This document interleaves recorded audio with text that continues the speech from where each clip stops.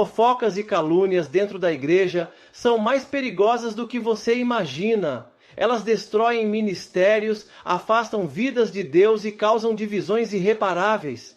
Será que você também está caindo nessa armadilha? Fique até o final e descubra a verdade.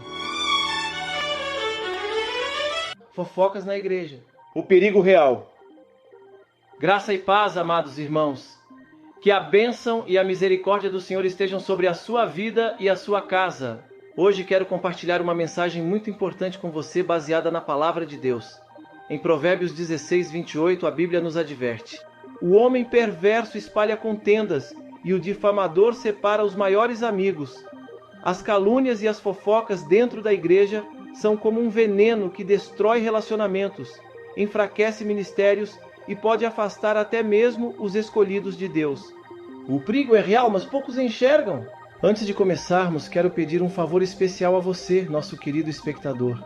Se os vídeos aqui têm edificado a sua vida e você deseja receber mais mensagens inspiradoras, inscreva-se no canal agora mesmo. Não se esqueça de ativar o sininho para receber todas as notificações e deixar o seu like. Nos comentários fixados, você encontrará o link para o nosso grupo de oração. Quero muito ver seu comentário, saber sua opinião e orar com você. Sua participação é fundamental para podermos continuar compartilhando palavras que edificam e transformam vidas. Agora, vamos mergulhar nessa mensagem poderosa sobre o perigo mortal da fofoca e da calúnia na igreja. Fique comigo até o final, porque Deus quer falar ao seu coração hoje.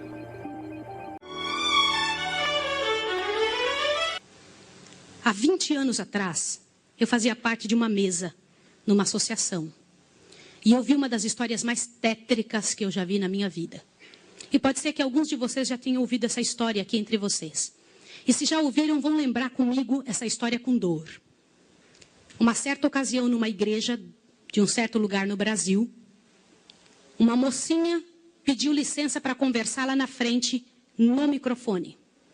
Ela frequentava a igreja um ano e pouco. E ela pegou o microfone da mão da moça que estava terminando a escola sabatina e falou: eu tenho que contar para vocês um pecado meu. E as pessoas paralisadas olhando ela falar.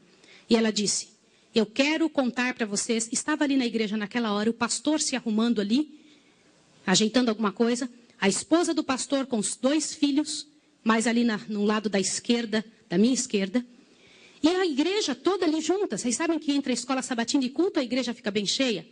E ela disse: eu tenho que contar o meu pecado para vocês. E o pecado que eu tenho que contar é que eu sou amante do pastor.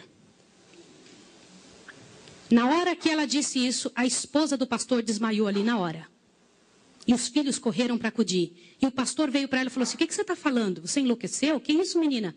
Ela falou: eu tinha que contar, eu preciso resolver meu problema. Eu preciso salvar a sua alma. Eu preciso resolver você. Os danitas, eles sempre usam essa: cuidado, eu preciso ajudar.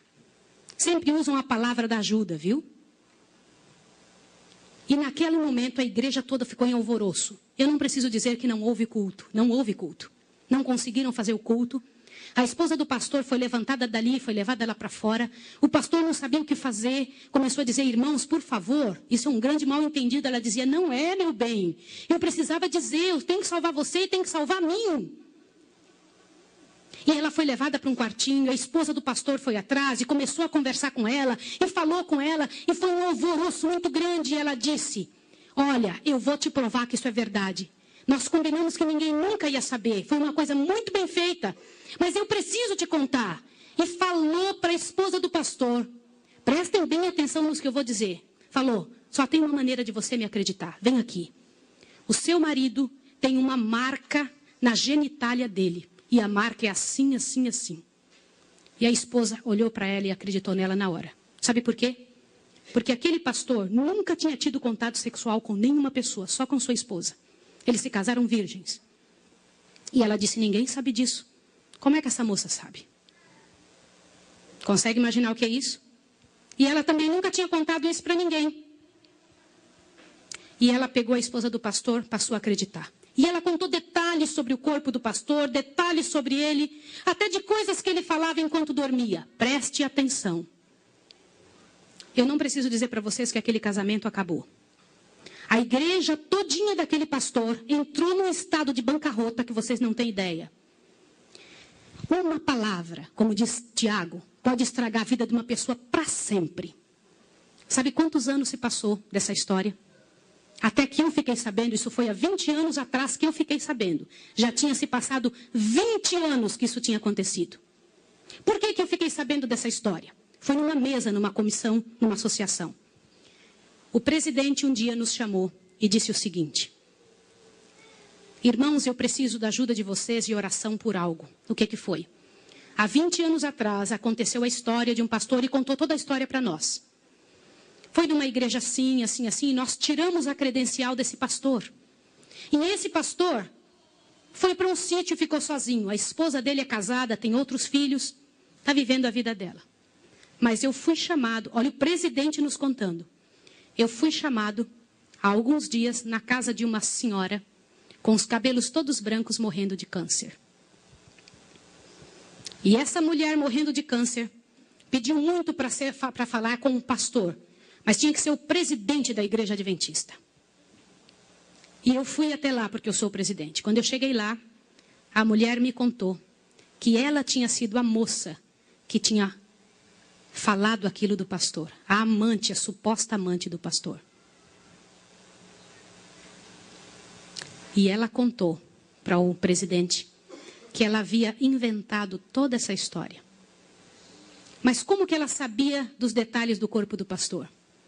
Na ocasião em que ela tinha se apaixonado pelo pastor, ela trabalhava como faxineira dentro do hospital. E o pastor foi internado, prestem atenção, internado para uma cirurgia de apêndice e passou muito mal. E ela era amiga de uma enfermeira. E entrou dentro do quarto junto com a enfermeira, destampou o corpo do pastor e olhou o corpo do pastor todo, durante o tempo em que o pastor estava dentro do hospital em coma.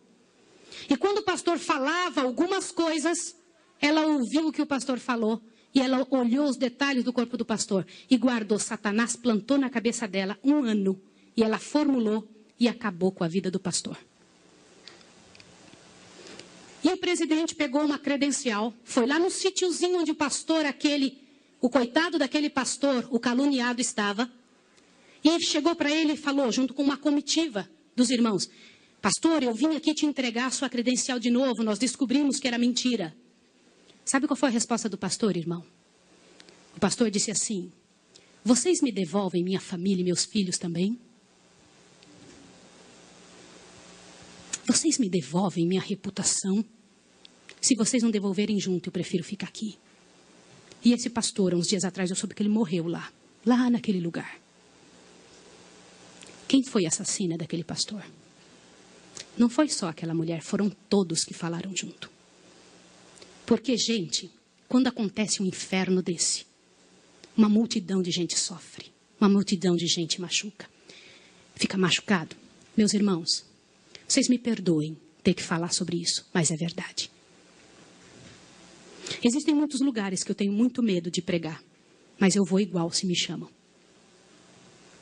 Porque eu vou falar uma coisa para vocês. Ontem à noite eu comentei que a vida de quem prega essas verdades é altamente prejudicada. Uma coisa desse tamanho é passada de boca em boca, de forma que apareça o inferno no final. Eu sou o profeta pastor Marconi Silva e quero te convidar a conferir os comentários fixados, onde deixei o link para o nosso grupo de oração. Esse espaço foi criado para você participar das nossas campanhas de fé e compartilhar os testemunhos de vitória com outros irmãos. É uma oportunidade especial para você e sua família se fortalecerem espiritualmente, unidos em oração e buscando cada vez mais a presença de Deus. A palavra de Deus nos diz em Hebreus 10:25: não deixemos de reunir-nos como igreja, segundo o costume de alguns, mas encorajemo-nos mutualmente. Participar de um grupo de oração não só fortalece sua fé, mas também te aproxima de pessoas que acreditam no poder restaurador do Senhor. Cada testemunho é uma prova viva de que Deus ainda realiza milagres e cada oração feita em unidade move o céu em nosso favor.